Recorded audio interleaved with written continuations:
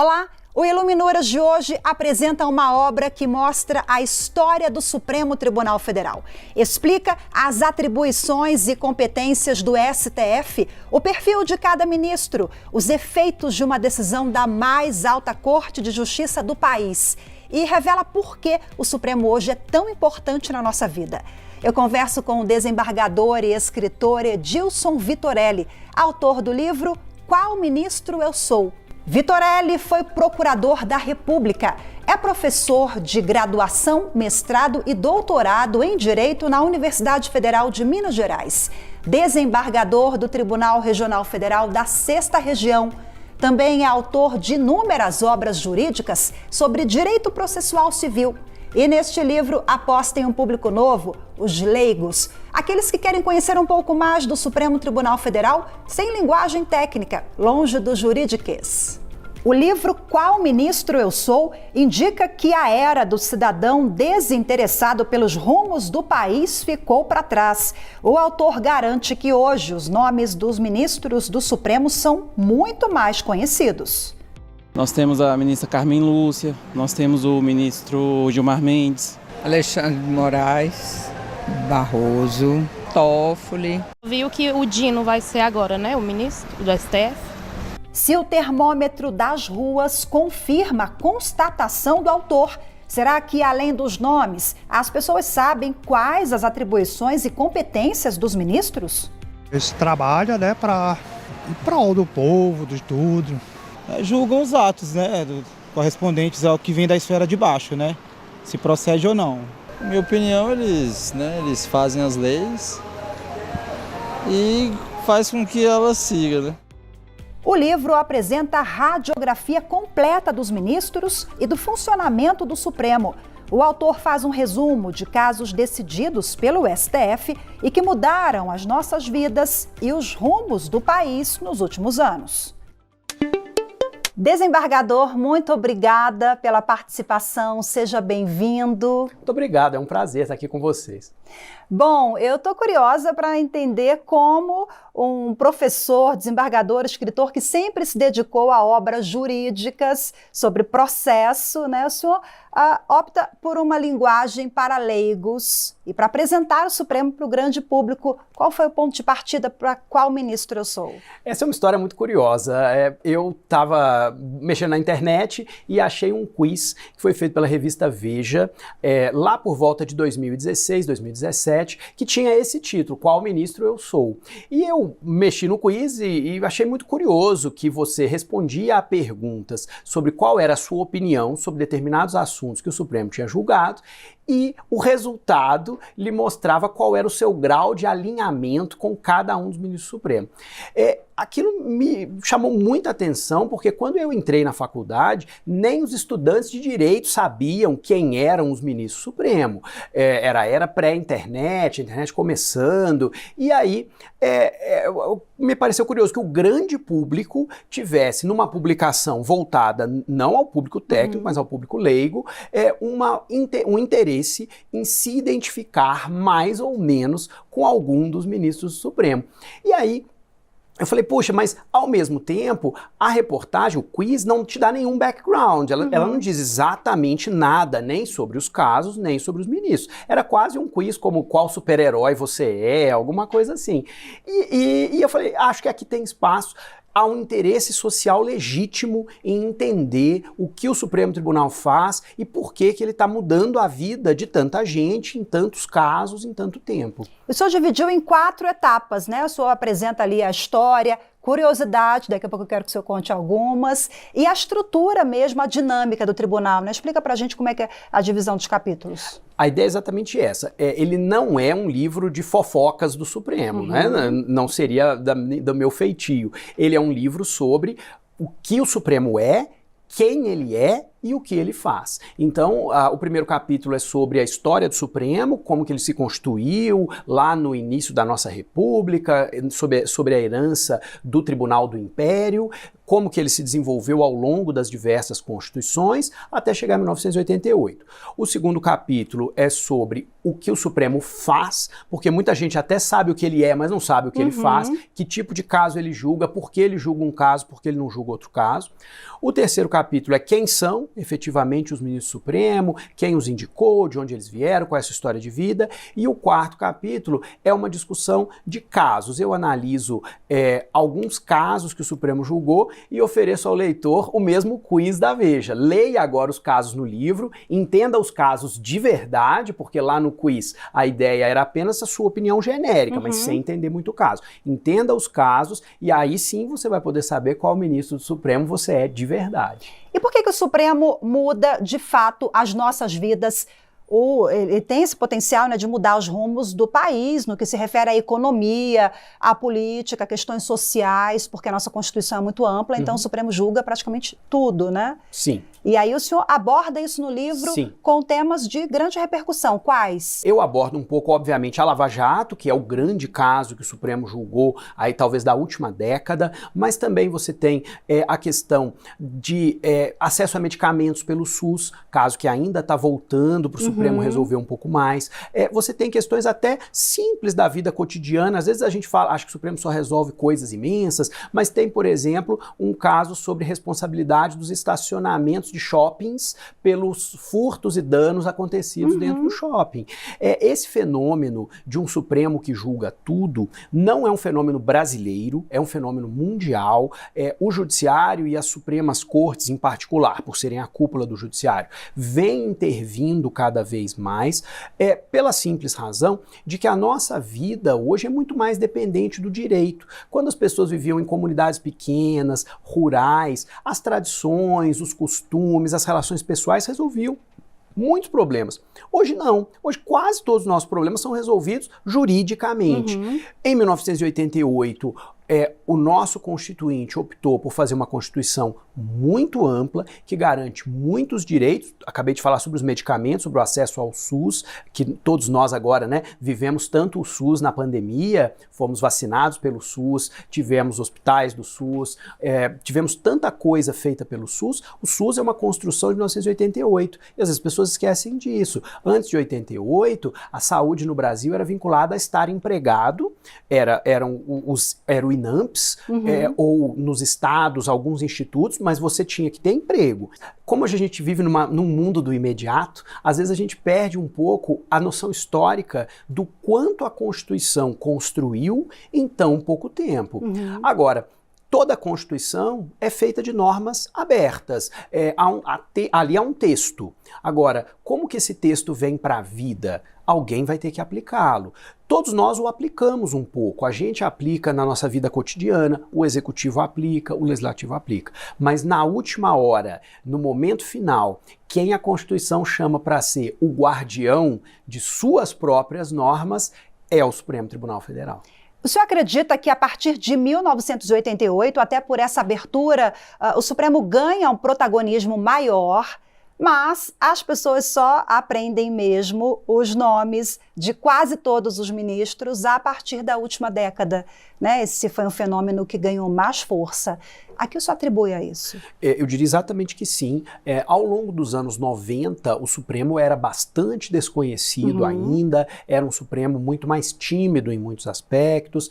E aí, a partir do início dos anos 2000, o Supremo começa lentamente a se mostrar. A influência do Supremo passa a ser sentida cada vez mais na vida das pessoas a partir das ações que foram ajuizadas depois de 88 e que depois estavam sendo julgadas por aí no final dos anos 90, nos anos 2000. O Supremo era um tribunal muito mais lento do que ele é hoje nesse período.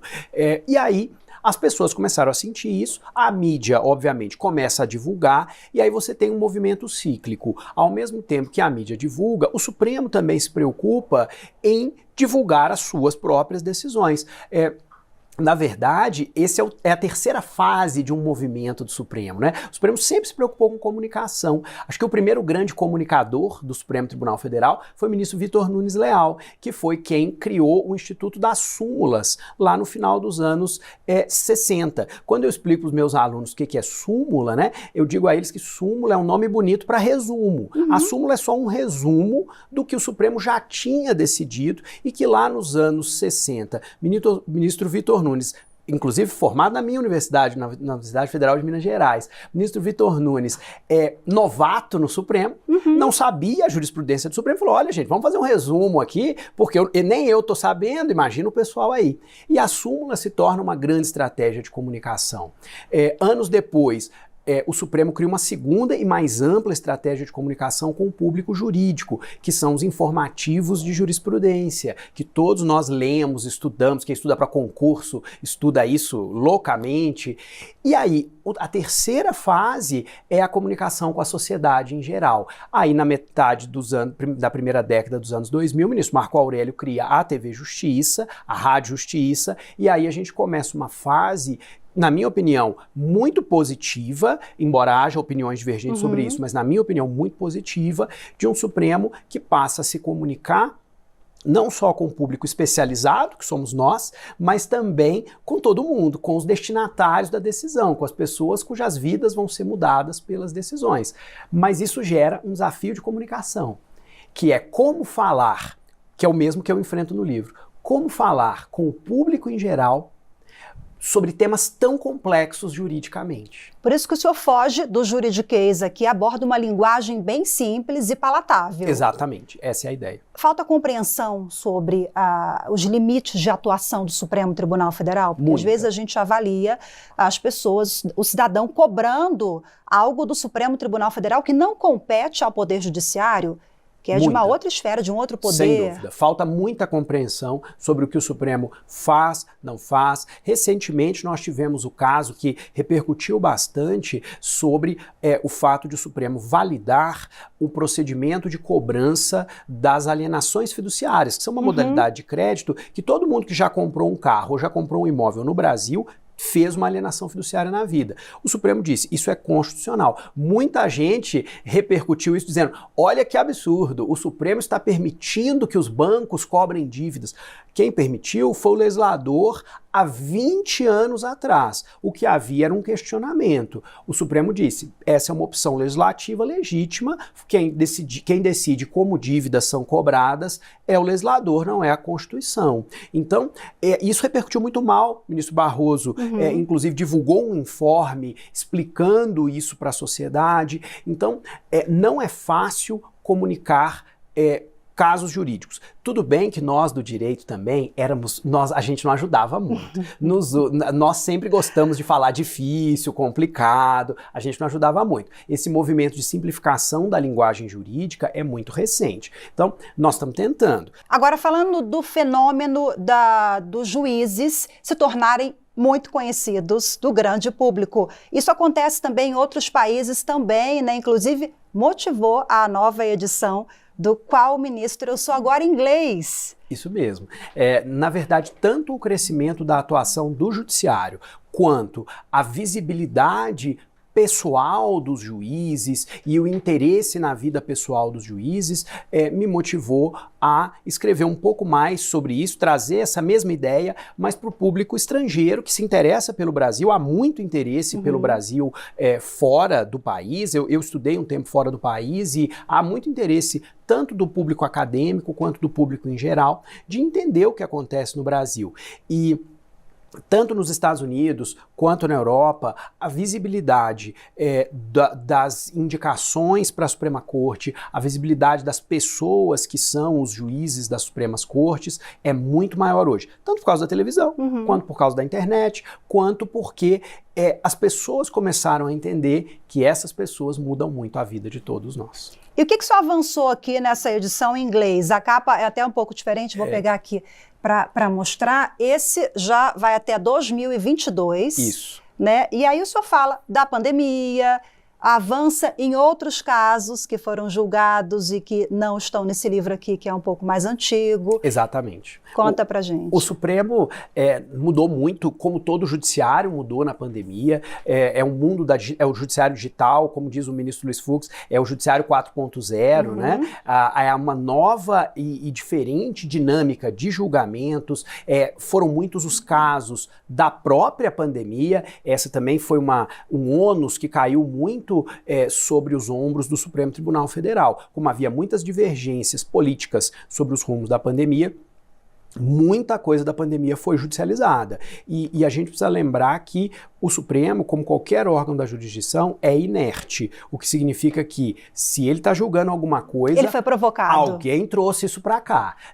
O Supremo não sai pela rua procurando casos para atuar. Alguém trouxe isso para cá. Se um dia alguém parar de trazer casos para cá, nós vamos encontrar todos os ministros aqui na biblioteca estudando, escrevendo artigos, porque eles não vão ter mais nada para fazer.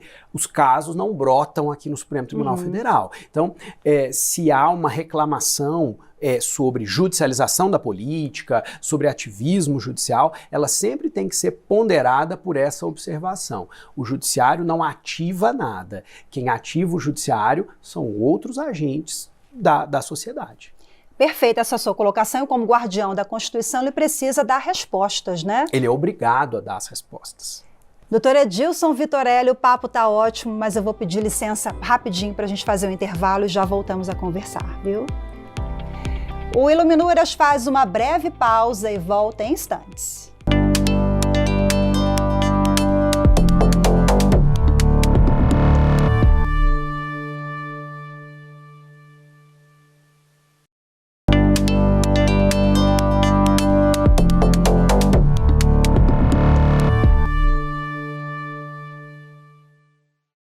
O Iluminuras está de volta e hoje o meu convidado é o desembargador do Tribunal Regional Federal da 6ª Região, o professor e escritor Edilson Vitorelli. Vamos continuar falando do Qual Ministro Eu Sou, daqui a pouquinho a gente vai para as outras obras. O senhor traz aqui no livro uma brincadeira aqui, uma curiosidade, né? Se Barão de Montesquieu tivesse vivo aqui para compreender o Brasil de 2023-24, ele ficaria um pouco perdido, né? Ficaria. Montesquieu é o filósofo francês que delineou pela primeira vez a tripartição de poderes que orienta o Estado moderno. E Montesquieu escreveu que o juiz não era nenhum problema o judiciário, porque o juiz não era mais que a boca inanimada da lei.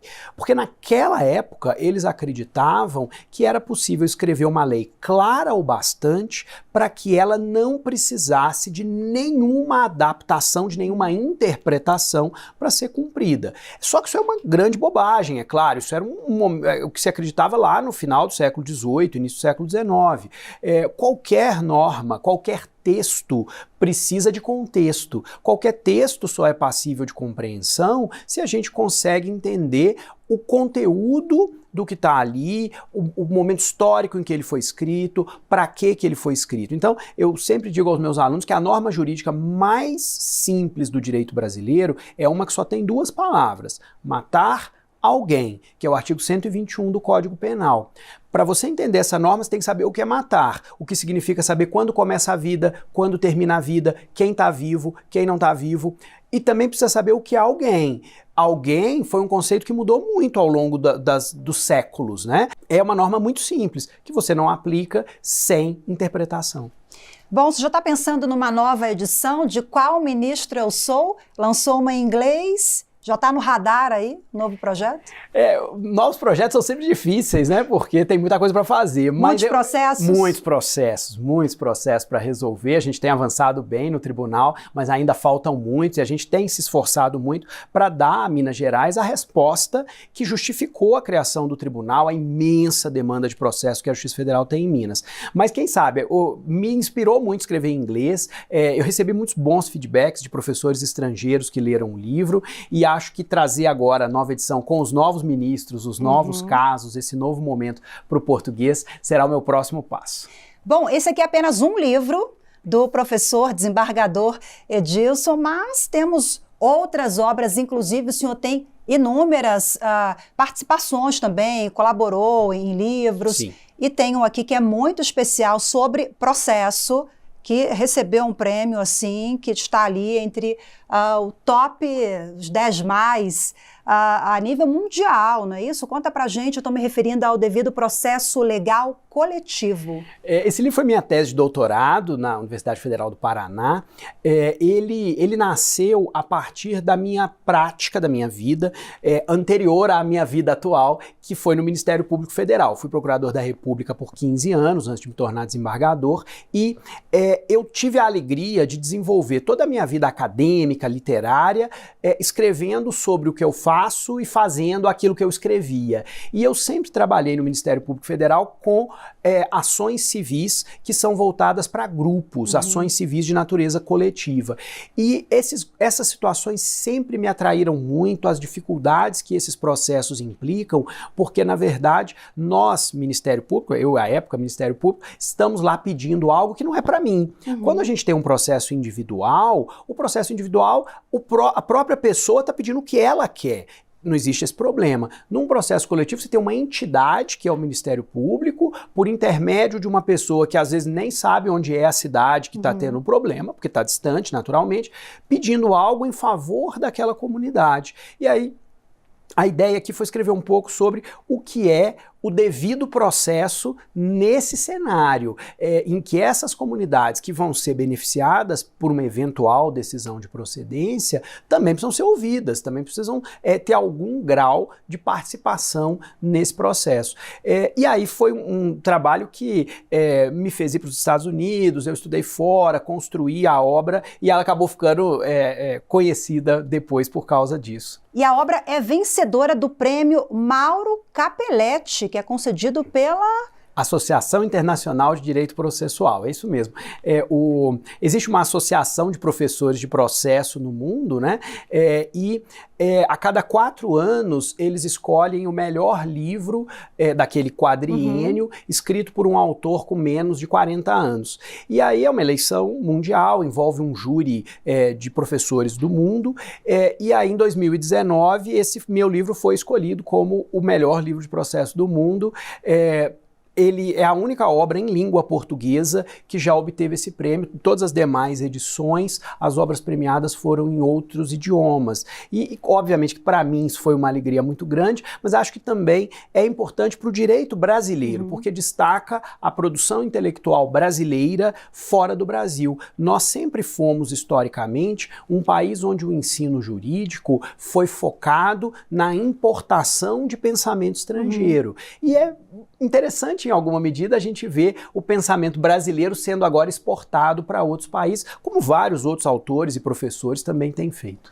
Perfeito. Agora vamos para esse aqui, processo coletivo e direito à participação. Essa ilustração é muito bonita, chama muita atenção a capa, né? Isso traz aqui técnicas de atuação interativa em litígios complexos. Isso se refere a essas ações coletivas na época do Ministério Público. Esse livro nasceu, ele é uma coautoria com José Orismar Barros, que é do Ministério Público de Minas Gerais, e ele nasceu da minha e dele, né, da nossa atuação nos casos dos desastres de Mariana e de Brumadinho. Como nós atuávamos nesses casos, nos preocupava muito algo que eu já trazia no livro anterior, que era a participação dos grupos sociais afetados. Como construir isso, por exemplo, no desastre de Mariana, numa bacia hidrográfica afetada em mais de 700 quilômetros, mais de 1 milhão de pessoas que tiveram prejuízos muito variados e diversos entre si. Você tem desde pessoas que morreram, até pessoas que perderam todo o seu patrimônio, pescadores que não puderam pescar, e tem impacto turístico lá no Espírito Santo, onde o rio desagou. 3 anos depois a gente tem Brumadinho, o caso o maior desastre em termos de perda de vidas, né? O maior desastre ambiental da história do Brasil em termos de perda de vidas, 272 pessoas mortas. E também a mesma nossa preocupação permanecia, como ouvir essas pessoas, como fazer com que o processo reflita em alguma medida, o processo coletivo reflita em alguma medida o que essas pessoas querem. E aí eu e Zé Orismar escrevemos um pouco mais sobre as estratégias que nós usamos. Esse livro tem uma peculiaridade, ele já foi escrito pós-pandemia. E aí a gente tem agora técnicas participativas com tecnologia. Ninguém fazia live para informar ninguém sobre nada. Nós, no caso de Brumadinho, fizemos várias lives para a população, para que a população pudesse, nos seus celulares, entender o que estava acontecendo no processo. Hoje, depois que nós fizemos o acordo de Brumadinho, o acordo tem o site do acordo. O acordo tem um site só dele, para as pessoas saberem o que está acontecendo no acordo, o que está se desenvolvendo, quais são as ações. Então, fazer as pessoas entenderem o direito e participarem do fenômeno jurídico, em alguma medida, sempre fez parte da minha trajetória. O senhor também é autor de artigos e outras publicações sobre indígenas, né, essas pautas ligadas a minorias, quilombolas, né, sempre esteve no radar do senhor, né, direitos e garantias fundamentais. Quando eu fui, minha primeira lotação no Ministério Público Federal foi em Governador Valadares, em Minas Gerais, e a sede da FUNAI, que responde pelos estados de Minas e Espírito Santo, fica em Governador Valadares, que está a meio caminho de Vitória e Belo Horizonte. E aí eu atuava, então, por estar lotado lá, com as populações indígenas do estado de Minas Gerais, que são populações muito invisibilizadas no estado. A gente geralmente associa as populações indígenas aos estados da região norte, então não há muita visibilidade, mas ao mesmo tempo são populações muito interessantes, com muitos aspectos culturais muito preservados, muito ricos, e por causa disso eu fiz questão de visitar todos eles, fui a todas as terras indígenas, conheci as pessoas, vivi um pouco dos problemas deles, e aí comecei a escrever. Não havia nenhuma obra editada naquele momento sobre o Estatuto do Índio, né, a Lei 6.001, e eu resolvi, então foi meu primeiro livro, de autoria singular, foi um comentário ao Estatuto do Índio. Ele chegou até a 4ª edição, depois eu escrevi um comentário sobre o Estatuto da Igualdade Racial e o tratamento das comunidades quilombolas nesse contexto da igualdade racial, também chegou à 4ª edição. Aí depois o processo civil me engoliu e eu não consegui mais atualizar esses livros. Quem sabe também tá na fila, né? Tá na fila. Eu vivo dizendo aos meus alunos, não, calma que tá na fila, vai chegar. Os próximos projetos, né? Bom, a gente está falando sobre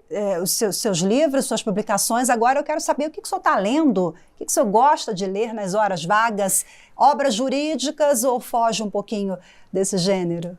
Quais são os autores? Você vai achar muito curioso. Eu gosto muito de ópera. Eu gosto muito de ópera, a minha esposa é musicista, sempre gostei muito de ópera, então eu leio bastante sobre ópera, eu tenho uma coleção de óperas muito grande até, sei que o ministro Félix Fischer, agora aposentado do STJ, também gosta muito de ópera, então a ópera sempre foi uma grande paixão na minha vida, eu estudo e leio bastante sobre ópera nos momentos em que eu não estou trabalhando com direito e lendo conteúdo jurídico. Fora isso, eu gosto de assistir e ler só coisa boba mesmo, porque eu digo para os meus alunos... Exatamente, eu não quero nada engrandecedor, eu quero alguma coisa bem simples. Mas eu tenho lido muito sobre economia, sobre comportamento, gosto de Agatha Christie, gosto de coisas para me tirar um pouco do mundo. Maravilha, muito obrigada pela sua disponibilidade em participar conosco aqui na Biblioteca Vitor Nunes Leal. Falamos dele, né? Nosso mineiro, Vitor Nunes Leal. Exatamente, ministro de ontem, hoje e sempre do Supremo Tribunal Federal. Muito obrigada, parabéns pelas suas obras, pelo seu trabalho, doutora Edilson. Obrigado, eu que agradeço o convite, foi um prazer estar aqui com você. E muito obrigada a você também que nos acompanhou em mais um programa Iluminuras. Temos um encontro marcado na próxima semana, eu te espero, até lá.